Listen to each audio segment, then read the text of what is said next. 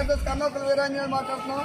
ప్రధానంగా వెస్ట్ బెంగాల్లో అంటే కలకత్తాలో ప్రధానంగా ఒక మహిళా డాక్టర్ని అతి దారుణంగా 23 చోట్ల గాయాలు వచ్చేటట్టు అమ్మాయిని రేప్ చేసి చంపేశారు ఒక మహిళా డాక్టర్ని. అయితే అందులో పోలీస్ పాత్ర ఉంది, ప్రభుత్వం పాత్ర ఉంది, వెస్ట్ బెంగాల్ ముఖ్యమంత్రి పాత్ర కూడా ఉంది. ఇవాళ వెస్ట్ బెంగాల్ ముఖ్యమంత్రి సిగ్గు లజ్జ సివి నెత్తురు లేకుండా ఒక మహిళా ముఖ్యమంత్రి అయి ఒక మహిళా డాక్టర్ను చంపేస్తే రక్షణ కల్పించకుండా ఆవిడ ధర్నా చేస్తుంది. ఎవరి మీద ధర్నా చేస్తుంది?